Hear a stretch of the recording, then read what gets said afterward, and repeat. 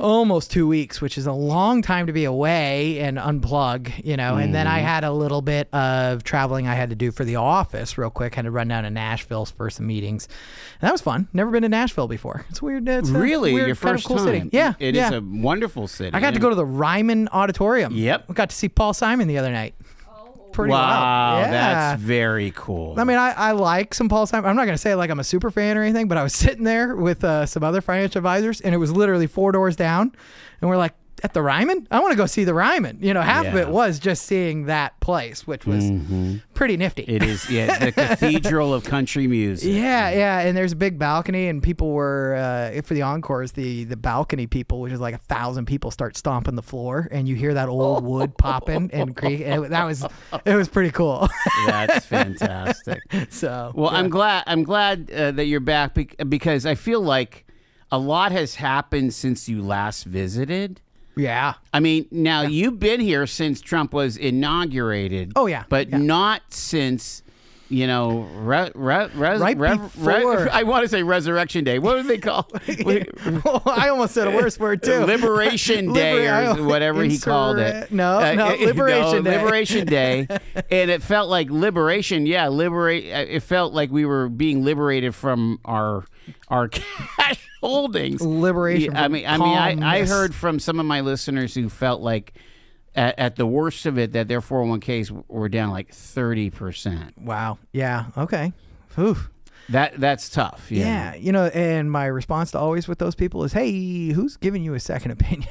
Yeah, right. Because that's abnormal, I would think. 30%, that's worse than what the market did. That's for sure. If you were in an index fund, you should have only lost 10, 15%. Yeah. I mean, you were in correction territory, but not... Yeah, touched off that high point from earlier in the year. I mean, and you and I were talking a little bit before. I think the volatility of it is so scary because we began the year up. We were building off of last year where we're having a good strong right in the beginning of the year, and then you have this big drop. The full correction, which by most definitions is about 20%.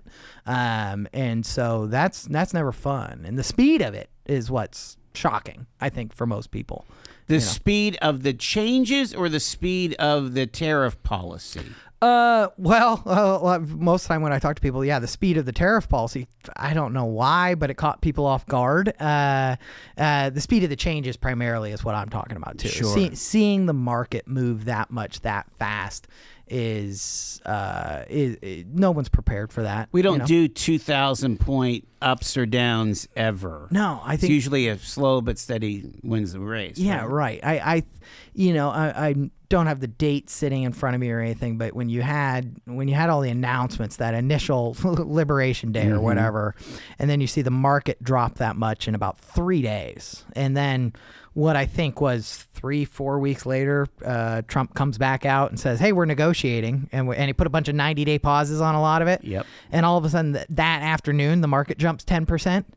I mean, I'm sitting in my office and I'm kind of looking at it going, when the market goes up, like, sure, that was nice that it went back up, but that's not good for anybody either to see it. You don't want to feel that or see that in accounts that money that's long-term investing, you hope that it doesn't move that much in a day. Right. Nobody wants it. We're not talking about one asset class or I'm going to use an example. We're not talking about like having it in Bitcoin or a cryptocurrency or something. It's not supposed to swing that much that fast. Those and we even saw good. Like big moves on some pretty highly held stocks. I mean, the Magnificent Seven, right? Right. Yeah. I mean, NVIDIA got slammed. Slammed. Apple got slammed. Right. Microsoft. Right. And it's a good it's a big combination of things of why that all's happening. And I mean, look at the haircut Tesla took. Right. Yeah. Well, and that one's a little odder too. Yeah. That's almost politically driven. Bingo. Maybe? I think part of it. Yeah. Absolutely. That's true of any company. That's a good example of when so much of a company's value is tied up in a personality, a person or a personality of, well, what happens when that person attracts unwanted attention? Is that that's gonna increase the volatility for that individual holding. I mean, in the last couple of weeks, people started wondering a little bit about that with, say, Berkshire Hathaway. because that was a big announcement here a couple weeks ago. It sure was. Warren Buffett. It's time. So were people actually buying Berkshire stock, or were they basically emulating the Berkshire portfolio? Well, there's both. Okay. People that do both, that own some of the stock. I mean, whatever that price is for isn't it like eight something for an A share in Berkshire Hathaway?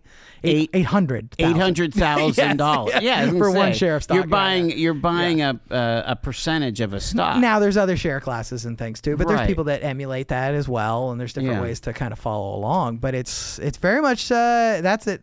That to me in the financial advisor world, that's the most interesting thing that's happened in the last couple of weeks. To me, it's finally, I'm done. kind of an end of an era, of so he has a following, whether you invest with them or not. I mean, they sell books and everybody listens to every word and every the Oracle of Omaha, right? And so this is for me a little bit of a weird end of an era, of going, okay, you wonder who's going to be the next person like that, where when they say one thing, everybody listens, right? Because whether you liked him or not, whether you followed along with what he did, people listened. No doubt. Yeah, no doubt. And he had an interesting stuff to say. Talk about where the emotions of the typical investor is at, because you mentioned again off air the concept of exhaustion. Yeah. I've got at any time there's people that feel different ways.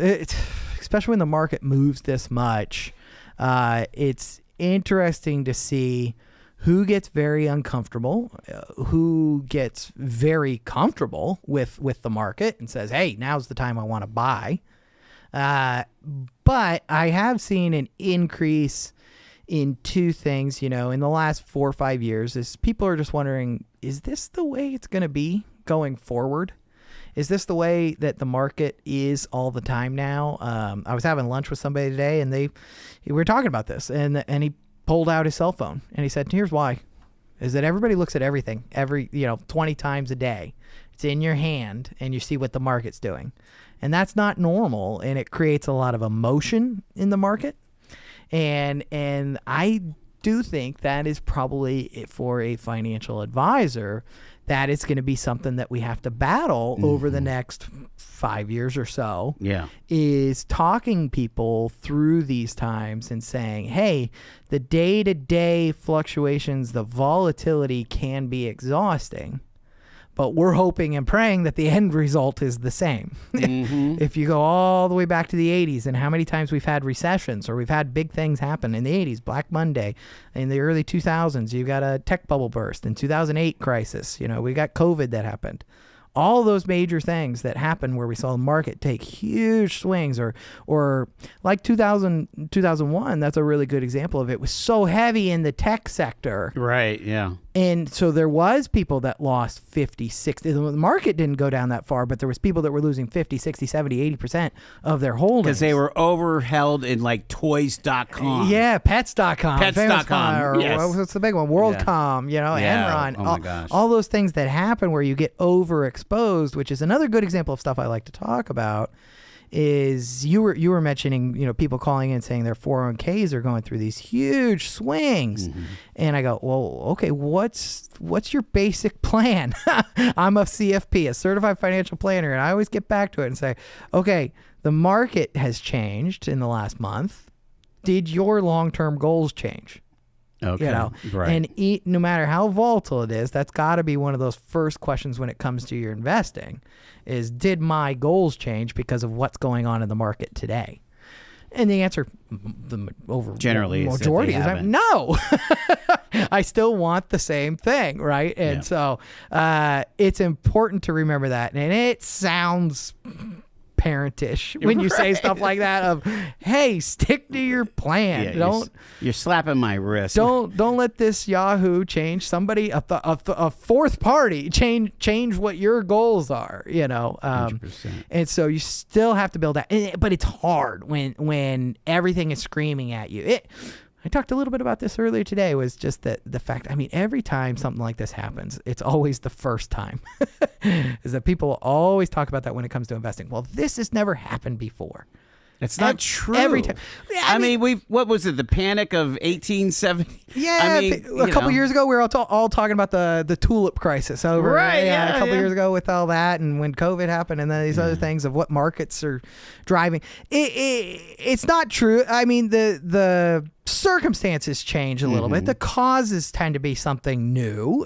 Sometimes they're related, but they're going to be new. But the overall result in the last 150 years in America has been the same. Yep. Is to look back and go through it, where we have this period of pain, and then here we go. I mean, we were talking a couple minutes ago. It's just wild. You know, the market has actually been up the last 2 years, I think, and then as of today, as of right now, just looking at where we're at, the S&P is up something like 1.3 for the year. Everything has happened in the last 5 months, and it's actually positive. And it's still up. That drives anybody crazy. Yeah. To go, 2 months ago, it's like, where are we going? What's happening? Here we are today, and I'm sitting here with most people kind of going, well, we're okay. We're talking to Ben Reiter. He is from Kingdom Financial Group, a certified financial planner. And again, this is just educational purposes here. Yeah. And I want you to give me some insight on something I read today. Literally was a New York Times notification, which you got to be careful with those. So it was basically saying the stock market is down, bond yields are up, and the value of the dollar is down. It was like the sky is falling, yada yada yada. I don't understand bond yields. I do know that the older you get, the more you should have in bonds. And what is the category of bond, and how do the yields work? Can you just as if I'm like a sixth grader, yeah, sure, taking civics here, So I always laugh because I think for the average person, bonds are an asset category that is overlooked often because they're thought of as more boring than the stock market. They're supposed to be a stabilizing thing. Yeah. I mean, it's less risk, right? What is a stock? A stock is ownership in a company. Right. What is a bond? Bond is debt. And so it pays you a dividend or a yield off of it. And so you get boring cash flows, theoretically, if the bond works the way it's supposed to. Okay. But the bonds live in a market also similar-ish to the stock market, is that there is a market for them, and existing bonds can be bought and sold every single day. Mm-hmm.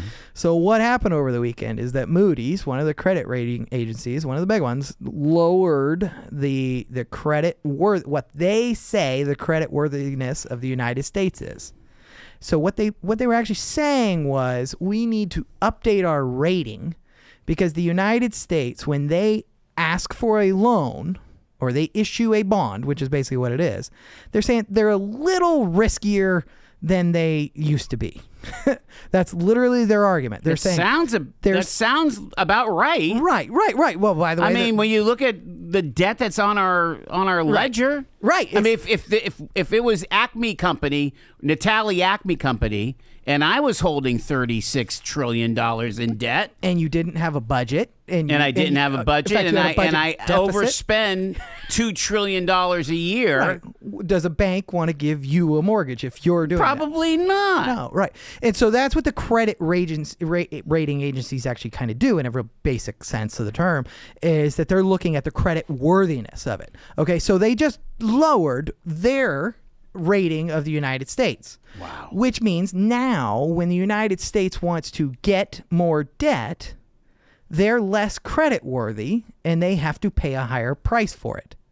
And so the yield, what they pay, just went up. Okay? Which kind of sends shockwaves through the whole bond market, because that does bleed all the way through the system. If the United States is going to pay more on their loans, when somebody else, when now the United States gives somebody else money, they're going to make them pay more. And so that's what people get worried about. That's what the headlines So kind of Natalie Acme's bonds necessarily go up. For you to get the money. And that means my interest rate just went up. Right. So, I don't want to get too academic about it, but the math on bonds, some people would argue that the math on watching the bond market and how those yields affect is almost a little harder than I would say even on the stock side. Yeah. The stocks are almost a little easier to follow because there's always an inverse relationship with bonds. Correct. That as those yields go up, existing bonds go down, and all those different things. I think people are interested in it because of the whole conversation the last 3-4 years. Bonds just went through a decade period where they were extremely boring. Yeah, they barely budged. Inflation was zero. Interest rates were zero. They're not changing a lot for almost a decade. Then when interest rates go up, bonds tend to go down in value. But when interest rates they go down in value, but what they pay goes up because they need to attract more money. Right. And so they're paying you a better dividend, but theoretically when those rates were going up, they're going down. See how that's doesn't that sound doesn't that sound complicated? Yes, it does. But it's a very interesting time because now for the last however long, going back to say November of 23, interest rates are coming down. So the value of bonds is actually creeping up. And that's how people make money, looking at different areas of the bond market. So when a credit rating agency like that issues a big thing, it is kind of big news on the markets. Let me ask you this.